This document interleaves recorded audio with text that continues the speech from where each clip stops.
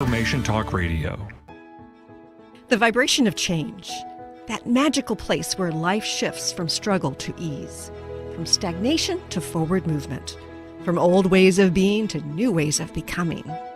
Yes, it can seem rather elusive to get there, but when you are in it, you feel it down to your very core, and it can positively affect everything in your life, from your relationships to your health and well-being, from your career path to your abundance, from the quality of your inner connection to the fullness of your self-expression. Here on the Christine Upchurch Show, we explore ways to get into that vibration of change with experts in the fields of consciousness, psychology, spirituality, health, healing, and science. Are you ready to step into your vibration of change?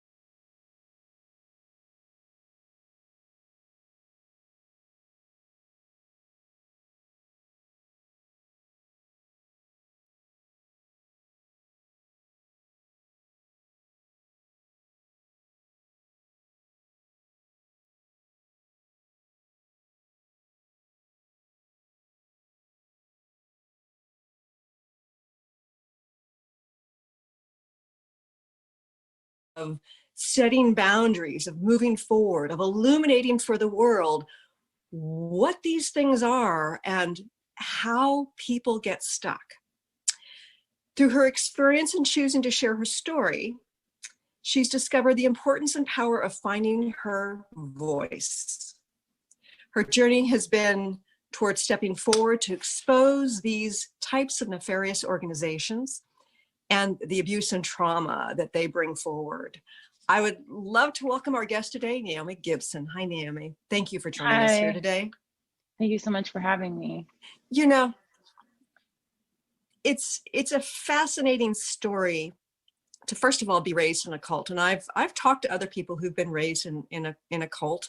And some people would say that there are various cults that aren't deemed to be a cult, but are so restrictive in the way people believe and the way that they are allowed to act, that they are indeed a cult. But first of all, can you tell us a little bit about your journey growing up within the Children of God? Yeah, so as you said, I was born in the Children of God. My dad met my mom, and my mom had recently joined. She was 16. So extremely young. My dad, I think, was 20 when he joined. He was in college, going through a bit of a life crisis himself. And I think when anyone joins anything, be it a yoga class or a yoga retreat or a religious group or AA or anything, they're at a crossroads with their life. They're at a point in their life where they want something more. They see something that they want to change in their life, and organizations, be it a business, be it a cult, be it religious organization, spin class, whatever, are there, for you. Now, I think those things are always built around positivity and growth and like, oh yeah, we have your best intentions at heart. But unfortunately, a lot of the times at the head of those organizations are predators. Case in point, just period. And a lot of the times they foster their organization around their predatory nature. So good people join organizations like cults. And so my parents joined this cult wanting more for their lives. My mother was raised Catholic in Argentina. So another cult that was cultivated throughout centuries. And it wasn't that odd for her to be in another organization where they're singing about God and preaching the word of God around, she actually thought it was a little more free than the religion she grew up in the Catholic school she was in. So So she thought she was they, climbing out. She thought she was climbing out of a box, but yes, really she was hopping into another one. yes, exactly. So, and I think the organization at the start of it was, they targeted a lot of young people because the youth are the way, the youth are the future.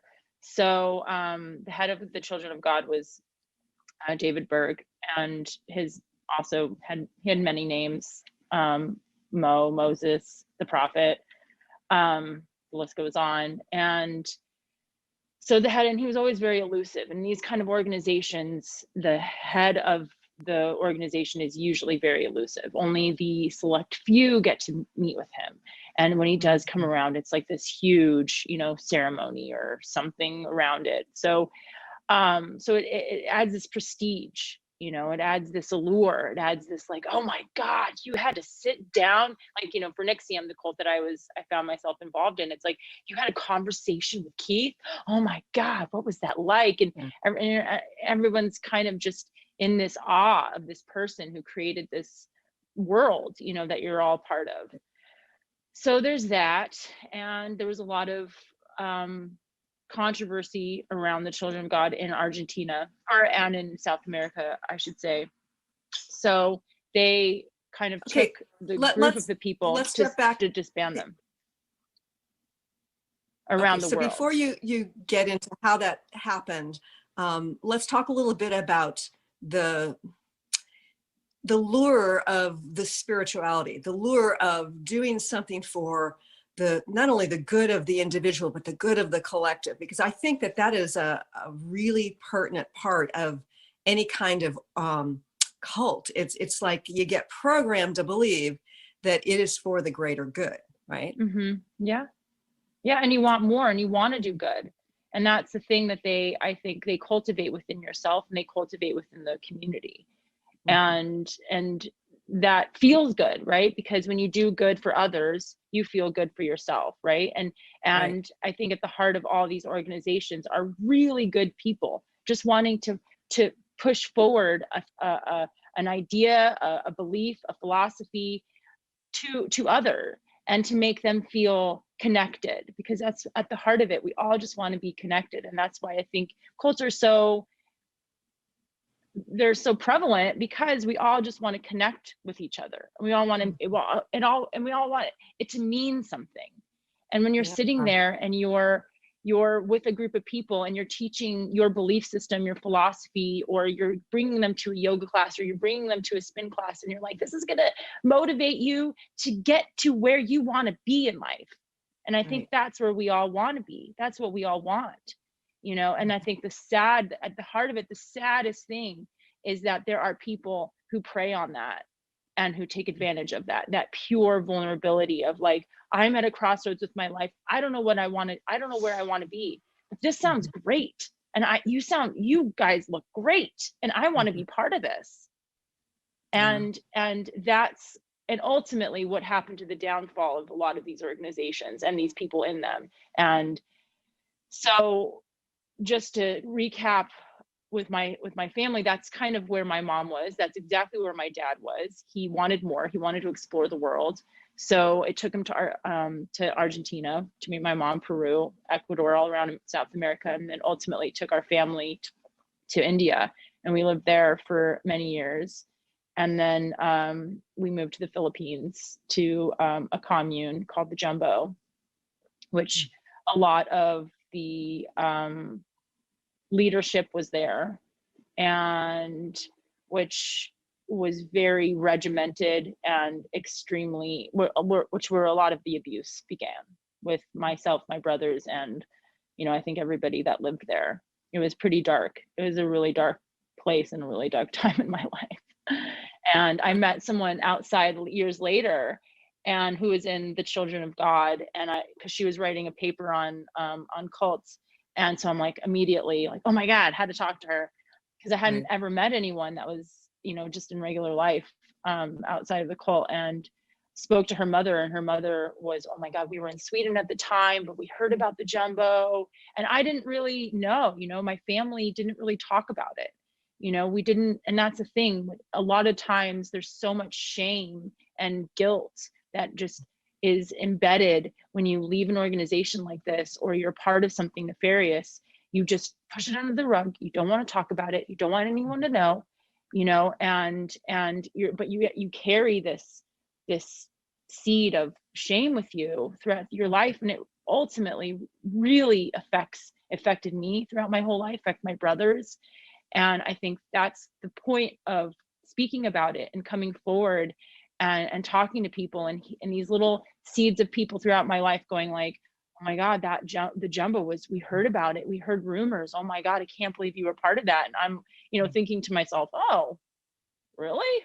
I guess it was bad, you know, not realizing that there was severe abuse going on, sexual, physical, mental, all of the above, you know, and until you see it, then I think you don't know it. Yeah. And I think it's great that you've come out about this. I don't want to sugarcoat this for our listeners and viewers. It's easy to say abuse. It's easy to say sexual abuse, and we can imagine some of that. But what kind of manipulation was going on, and did it involve children? And was it, you know, was it within the family? Was it within the organization itself? And tell us a little bit more. You don't have to get graphic, mind you, but I want people to understand how toxic this sort of thing is. So what these types of organizations do is they want to separate families, right?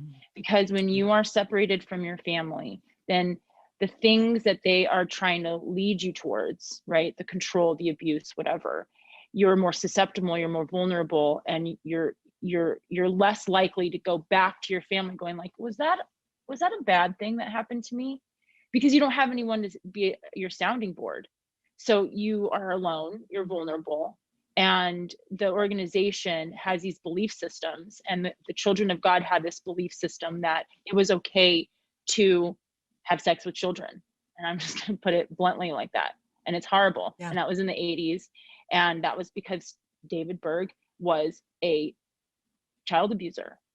And there's a lot of history on it, but he was a predator, a sexual predator, and he had this in him. And what do people do when they're powerful? They want other people to do what they do so that they don't feel wrong, and they make other people do the thing. I mean, there was a man who was in the cult, and he came out and he was speaking with Larry King years ago, and he had a problem with the teaching. He had a problem with the abuse of children. And the leadership got to him, you know, so much, twisted his words, twisted his way of thinking so much so that he ended up doing it. So then he was guilty of the very thing he had issue with. Right. And that's a lot of times what they do. The victimizers turn their victims into victimizers. Right. And so that's like an indoctrination, not only into the belief system, but into the guilt. So then you don't leave, and you can't leave, because if anyone found out, how so they're your people now. And that's exactly right. They're indoctrinated into the belief system so much so that they own them in a way. And that's where crimes happen, and, you know, all of these things get pushed under the rug, because then you can't come forward because you're guilty of the very thing that you want to expose. Right. And it happens a lot. I mean, it happened in Nixium, it happens in Children of God, and, you know, this is just, I think, something that's very deep embedded into the human psychodynamic of sociopaths and psychopaths. Right. So what else? So I think in terms of pedophilia and you know, rape, molestation, that it's really about control. It's not so much about fulfilling sexual desire as it is this twisted around version of control. And so if you want to control people, you start early, right? Because then they get programmed to be the victim. They get programmed to be controlled and to somehow on some level be okay with it, which is incredibly toxic.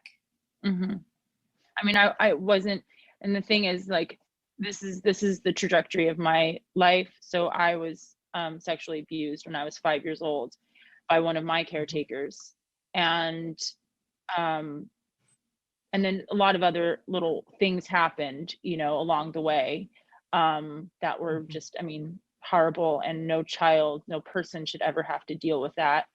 um, you know, they had a very free-minded openness to sex and teaching sex, and that's where I'll go there with that. Mhm. And so as my parents got out, my mom was having issues with some of the things that were going on. My older brother, was acting out, having a lot of issues, and of course, in a controlled environment, you're not allowed to be a person, you know, you're not allowed to be a child with ideas and wants and things, and, you know, mischievousness and things like that. You have to control, you have to be confined. You know, we weren't allowed to talk at dinner time or lunch or breakfast. And I'm 5 years Mhm. old and I just want to talk to somebody.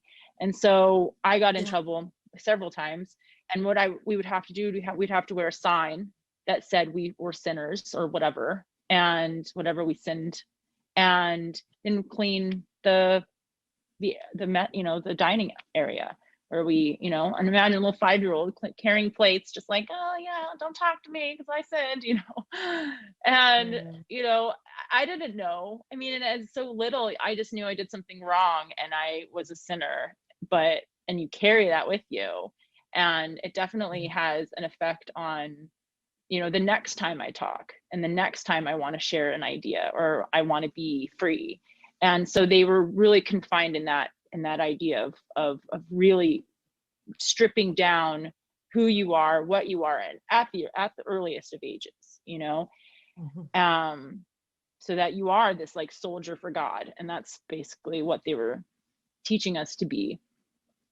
So And the abuse was prevalent then. It wasn't just about sexual abuse.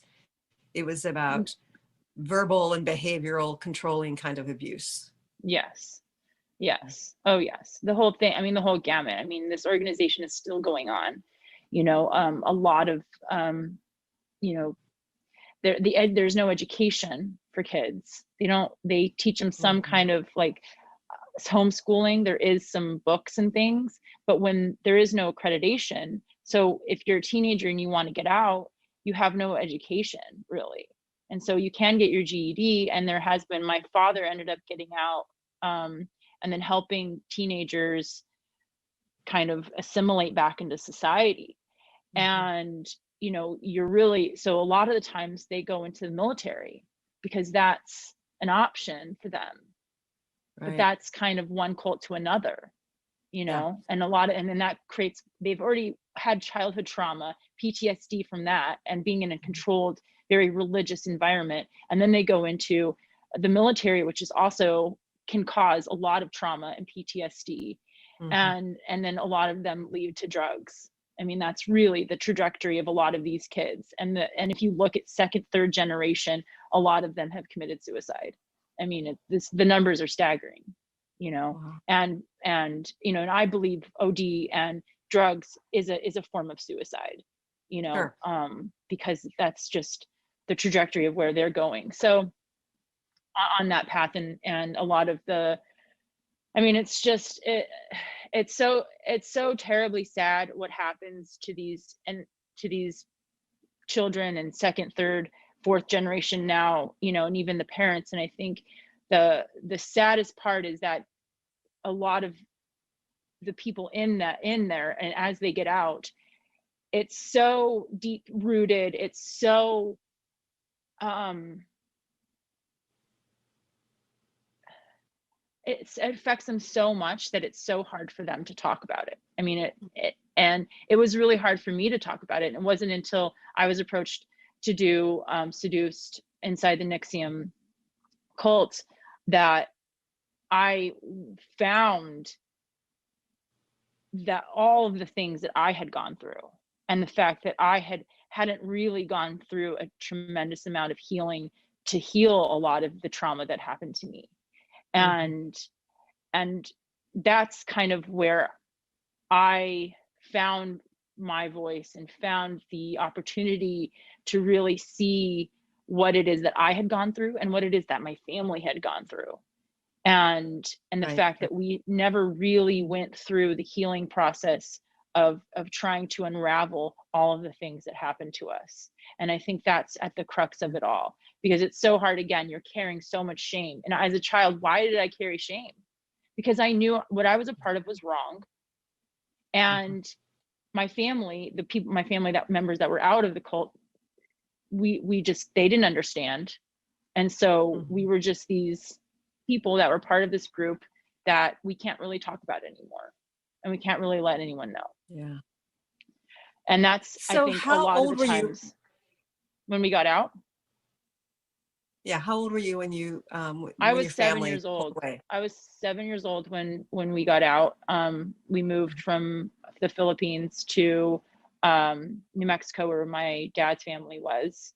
And my dad was with us for a year, and he went back in. Yep. Wow. So choosing the controlled, abusive environment over family, that too must have had an impact on you and your brother. Absolutely. Well, and yeah, my mom too, Yeah.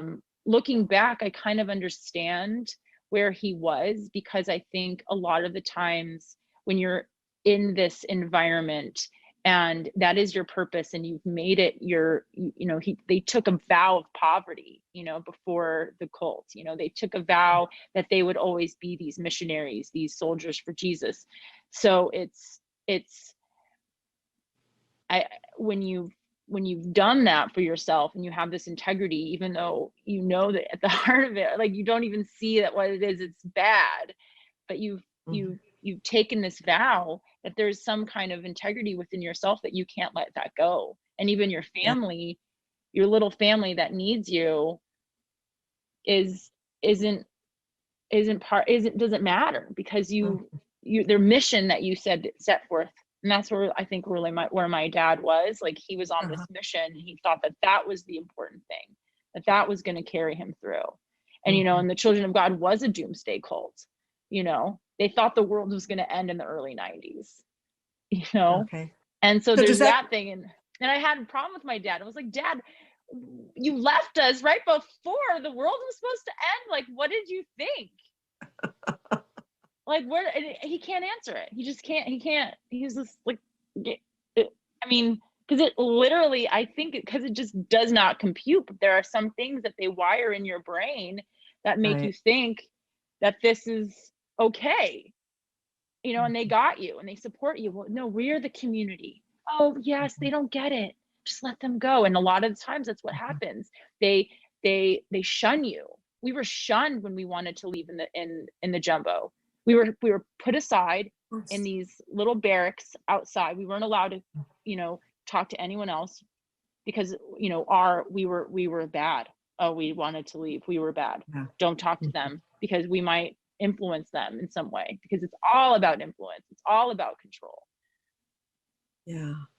And that separation reinforces the us versus them kind of thing within whatever the cult is. It's like that us versus them, I think, must be integral to the control, because you don't want to become one of them. We're so tribal in nature that being shunned like that, I'm sure it was very painful for any of us who have felt like we haven't fit in or have stepped aside an organization or a religion or whatever it is and have been judged.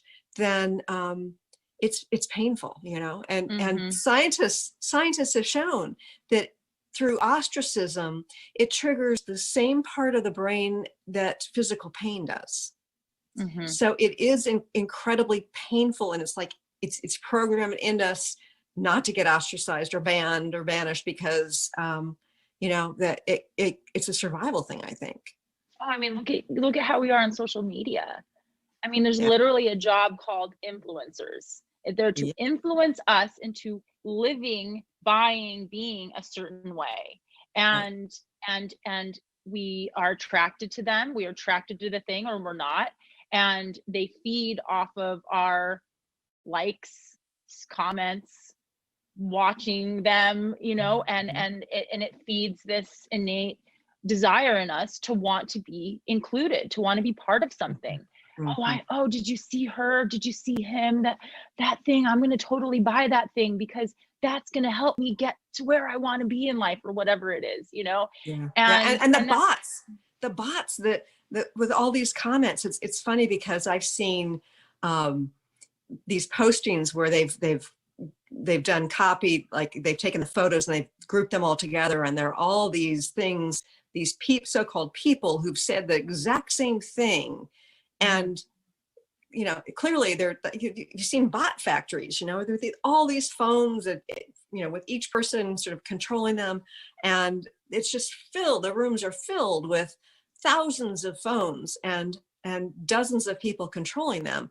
And so through the fake people too, not just like those who want to financially motivate us, but any kind of political or perspective on reality, there are people who want to control that through fake people. Oh yes. And that ultimately, I think, where it's so dangerous, it is so dangerous, that's just what's happening with America, what happens with other countries, with how that influence bleeds in, and this disinformation. There is misinformation, which is you're misinformed. It is not part of the whole truth, right? But then there's disinformation, which are just blatant lies to confuse, to eradicate, to push an agenda, and it's so dangerous, because that's where we are losing what is real, what is not, who is the right, who has our best interest at heart politically, in the religion, in a relationship, and who doesn't, and I think that's where this sway of control is really at play.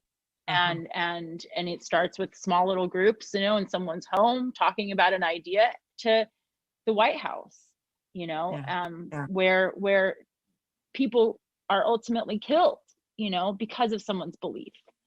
And pushing that agenda, and getting someone to follow, and getting someone to be like, no, this isn't the way, and that's where I feel, if we can just talk about this idea, if we can understand what coercive control is, if we can understand what gaslighting is, and what this idea of like that brainwashing isn't just like these drones people, or these people who are in this religious organization. Well, that's not me. That's not who I am. I'm sorry. I would never join a cult. It's like, okay, well, what about that boyfriend who was really narcissistic and made you do things that you didn't really want to do, and you stayed in that relationship for however long, or he was abusive, or verbally abusive, or emotionally abusive, and it didn't have to be physically abusive. We just don't see it because we don't know what those things look like until we're outside. We see it in a movie, we see someone talking about it, we read about it, and we're like, oh, that was me. I was in that kind of relationship.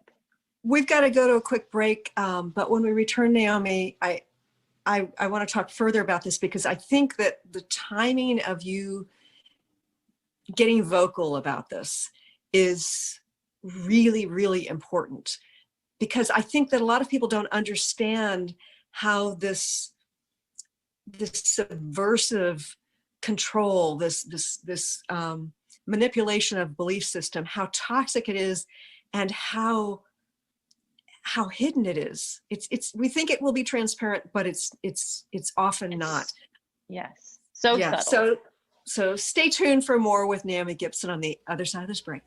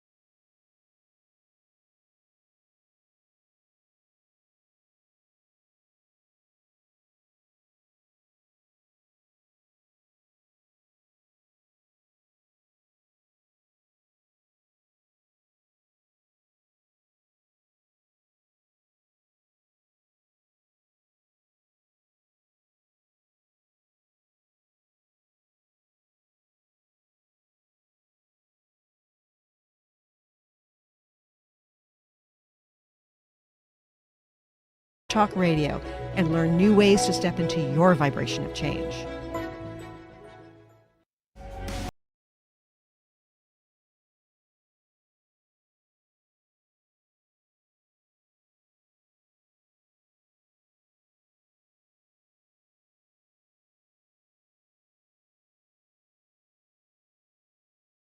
Welcome back to the Christine Upchurch Show here on KKNW AM 1150 in the Seattle area, Transformation Talk. And of course, after the fact, up on my YouTube channel, thanks to Kyle, she's getting the videos put up there. And I know that Jacob is working behind the scenes at TTR to get the video to Kyle. So I want to say my thank you to them and also point you to the YouTube channel. Okay, so Naomi, it's so insidious, the manipulation, control. And I think that what most people think is, it can't happen to me. Or, okay, well, I was raised in a controlling religion when I was growing up, but I got out of that. But what I've been realizing over the last year and a half, well, probably longer than that, is that people are programmed to believe in a certain way. And we think of that programming as just like this background truth, right? That like, this is just the way the world is. This is who I am. This is, my thinking like this is perfectly logical because this is the way the world works. How do you stop for a moment or for a day or for a year and say, wait a minute, maybe what I was taught, maybe the way I was raised, maybe what I've been told isn't right. Maybe it's toxic. How did you go about doing that? Oh, it is so hard. It is so hard because what you're taught becomes your thoughts, becomes who you are, becomes what you do, becomes your actions, right? And so when I'm acting on something or I'm saying something to a friend, and I'm talking about more when I'm in NXIVM, right? Because I had my formative years inside the Children of God. And that really set myself up to my character and who I am and the things I believe and then moving away from religion and wanting to explore spirituality, all religions. I studied every religion because I was so fascinated with religion and found myself involved in a self-help group as a young adult, in search of more, in search of wanting. It wasn't around any kind of religious group. But it was all about words. It was all about choosing your words, studying a word. What does love mean? Oh, what does respect mean? Oh, well, it means this. Well, actually, it means this, but we use it like this, and that's what they teach you, right? And so slowly you're indoctrinated into these, you realize you don't know the words you're using. That's what they teach you. And they do this in Scientology as well. This is at the crux of a lot of cults, that they take these words that you think and they give you new definitions for them. So now these different things, and now their definitions for the words, and now you start thinking like them, start saying the same words, you start using the same vocabulary. Now you're part of them. Now that's all you want to do, is you just want to hang around these people, because when you go hang around these other people who don't know these words and don't know how to think like they do, just come to an intro, come to a class, and you'll be so much better off. You'll be like me, like, oh my God, look at me, I sound great and I'm looking great, right? So then you're indoctrinated, you're programmed into these things, right? And everything falls apart. We're hitting it really fast. Everything falls apart. The group is nefarious. Crimes were committed. He's in jail for 120 years. And now I'm talking to a girlfriend and I find myself using the same words. I find myself thinking the same things. And now I'm like, wait a minute, whoa. And I have to stop myself, because I've had friends when I was in the NXIVM that were like, yeah, sometimes Naomi, when you would say stuff, I would have to just disregard it because it literally sounded, it didn't connect to it. And that was that. And I wish, why didn't she tell me that when we were talking? But that's the thing, we're not that honest with each other. We don't want to hurt each other's feelings. You're on a path of human development and discovery. I don't want to derail you, but I'm not connecting to what you're saying.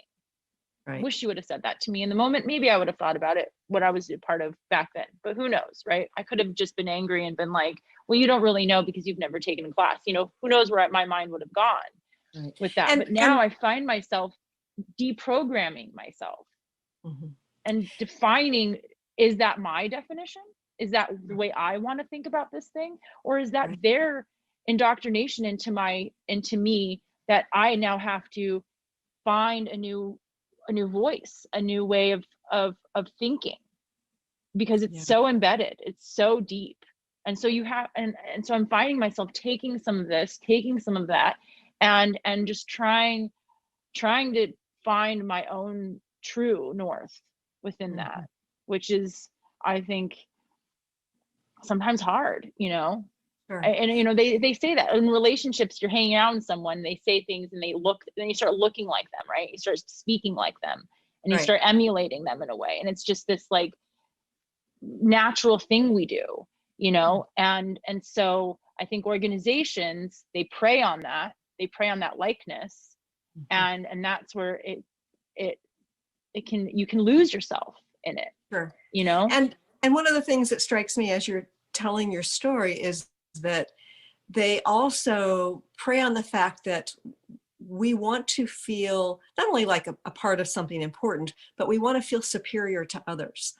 And that is, I think it's inherent in all sorts of cults, whether we're talking about, the cult of religion, what society is comfortable calling cults, certain health perspectives, very cultish. And so it's like, oh no, we have the answer, we are closer to God, we are closer to whatever, and therefore we are better. And it's like we have such unworthiness issues. Most of us grew up feeling like we're not worthy. So if we can feel superior through that kind of programming, through that kind of talking, through that kind of behavior, then it kind of can temporarily fill that hole where we're not feeling worthy.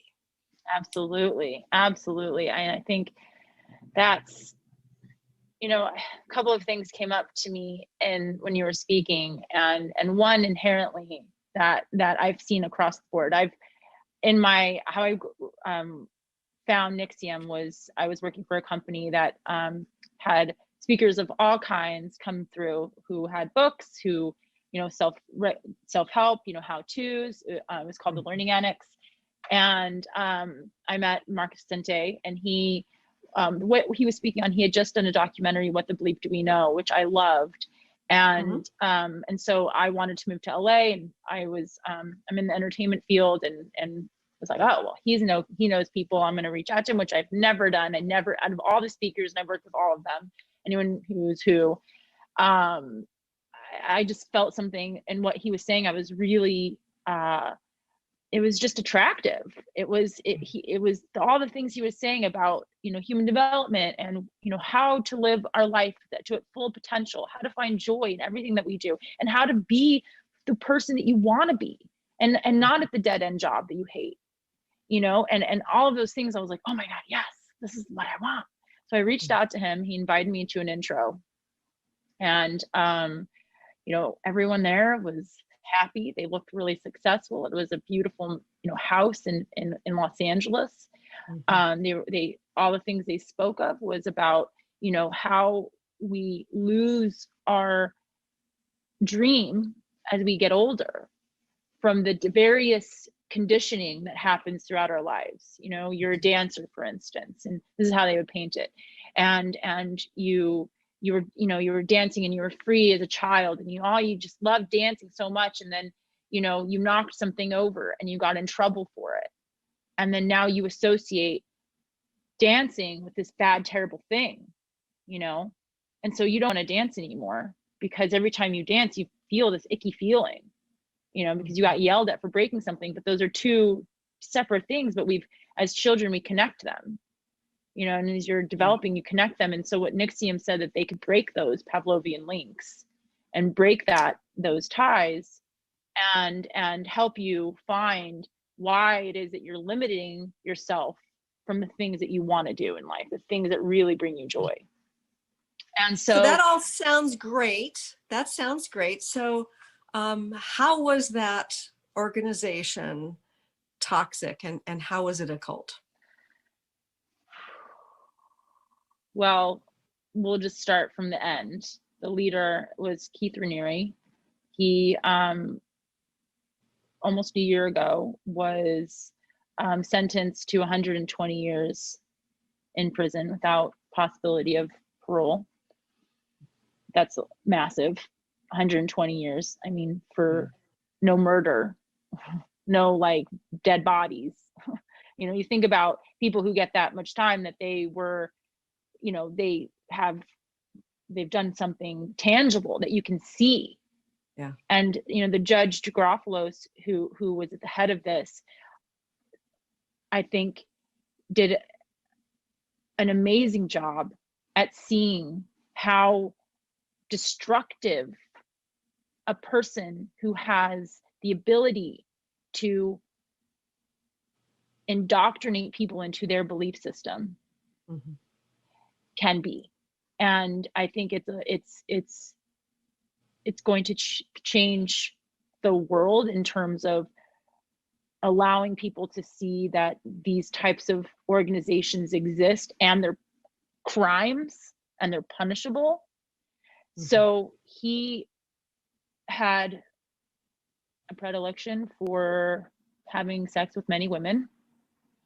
A lot of the people in the organization knew about it, but nobody really said anything. In 2007, I joined NXIVM and went to Albany for this thing called V Week.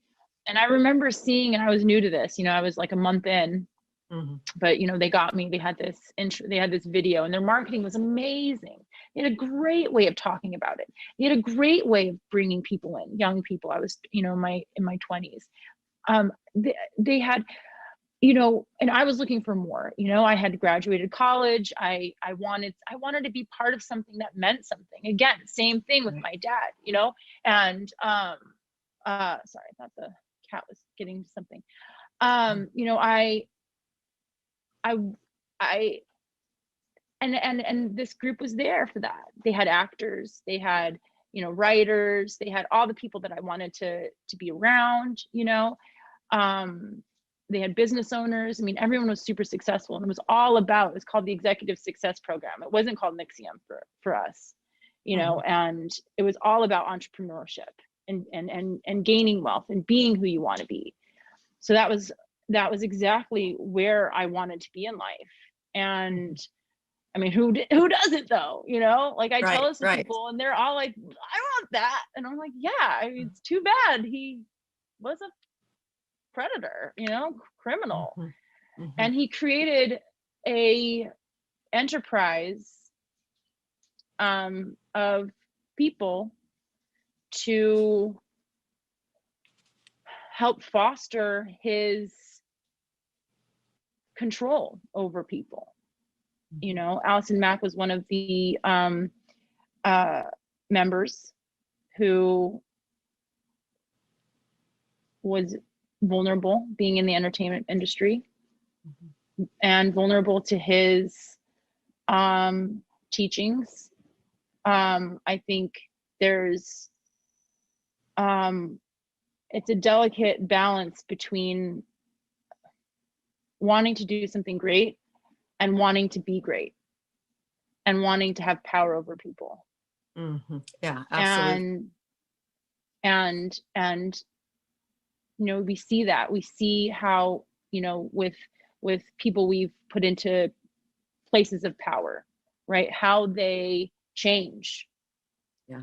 How they listen to the people, how they become, do they listen to the people around them, or are they just dictators who want to push their agenda and they don't want to listen to the people around them, you know, and they don't want that support of everyone. You know, I think what's happening with America, and I just want to tie that in, is there's this polarization of you versus them, us versus you, whatever that means to you, whatever side of the aisle you're on. It doesn't really matter what happened. Why aren't we finding our way together? Why aren't we looking at our differences and saying, yes, we're different, we got it, but we're all human at the same point in time, and we all want to live our lives happily, but it strikes me as those in control, and we can, we have to be careful who we say, there are things that get censored, but those who have financial gain, those who have the gain of power, they benefit from us having this concept of us versus them, this divisiveness, this conflict. Because if we're going like this, we're not looking up here to see the dysfunction, to see the criminality, to see the corruption. So I really wish that people, instead of focusing on, how they think somebody should be doing something differently and how awful it is what they're doing, when they're just making a choice for themselves, and instead focus that on, well, who would benefit from us being divisive? Who would benefit from the argument, the social media conflict? Yeah, and really questioning where our information is coming from. Rather than saying, well, is that a fact? Is that fake news? It's beyond that. We're beyond that. I had a friend recently send me a video, and I didn't watch the video. I just read the comments. And that's what I do. I read the comments first. I want to see who's watching these videos and who is taking the time to comment, and what kind of conversations are they having? And is that the kind of narrative that I want to put inside my brain? And do I want that information inside? No. And I look and I'm like, no, thank you so much for sending this to me, but I read, I don't think this is something I want to watch, but I appreciate you wanting to share this information. And I implore for you to and I took screen grabs of some of the comments, and it's just like, is this in line with your belief system? Oh, no, it's not. I didn't even know that. I don't know. Yeah. Well, and that's where I think if we can help educate each other while we're on this journey of trying to figure out where we want to be, who we want to be, what do we want to be a part of, that's kind of at the heart of it all, And I think, with NXIVM, I think the downfall and how because at the heart of it, again, we're really good people really wanting to do good and push this idea forward of trying to be joyful, trying to do and capitalize on the essence of who you are, and how we can bring that forward. There's so many people in the organization that build little careers, little businesses, so that they could sustain themselves, which is, amazing, right? So many things that were good happened. It's just at the heart of it was this man who was insecure, who had issues of his own, and was also very intelligent and understood the human psychodynamic and could really control people. Yeah. One of the things he said to Mark Vicente about Allison Mack was, said, well, why are you so hard on her? And he said, I want to break her. Yeah. Yeah. Okay. So what's the name of your movie? So the documentary is called Seduced Inside the NXIVM Cult. And in it follows India Oxenberg's story, along with her mother, Catherine Oxenberg. And Catherine Oxenberg worked to get India out. And it was the first time India spoke after being involved in the cult, I think, for 7 years. And she was really immersed in it, and found herself ensnared in when it was all hitting the fan. And this is about her journey of how she found her voice and found her way out. And then I'm in it as well, speaking about my story and just sharing a little bit more about NXIVM, about the environment, the allure. And one thing that's great that we all came together, some other women too, who also were a part of it. And I think the wonderful thing about this documentary in particular is that it really hones in on that cult mentality, and they have experts, they have leading people who are working in the field of cultic science. I don't really know what it's called, but like helping people see what these types of organizations and how they form, how they start, the history of cults, and you know, and it's, I think, a really great piece to help educate and help people understand that these aren't just happening in, you know, over there. It's happening in your neighborhood. It's happening everywhere. And it's seduceddocumentary.com. Yeah, so the website is great, seduceddocumentary.com, and there you have an option to, if you find yourself that you want to share your story anonymously or put your name out there, you can share your own story, read some stories from other people who've shared their stories. And there's another website that came out during this time. Maybe they were inspired by us, I'm not sure, but it's called igotout.org, and where you can read other people's stories of how they were involved in relationships that were cult-like. You know, you can be in a one-on-one cult. You can be in a familial cult, and I want to mention that we can be in a much greater collective cult. And I really want people to re-listen to this interview, to hear what Naomi and I had to say about this, because we have a lot of mind control, we have a lot of behavioral control, and we are at a critical juncture on our planet right now. And we need to think, whose belief is this? Who does this benefit? How do I maintain my sovereignty and my individuality to really be, to show up for my own good and truly that of the collective, not somebody else's perspective of how we should show up. Naomi, I want to thank you. Good for you for coming out about this, and thank you so much for being on our show. Thank you so much for having me. It was an honor. And I look forward to talking to all our viewers and listeners again next week. Thanks so much for tuning in today.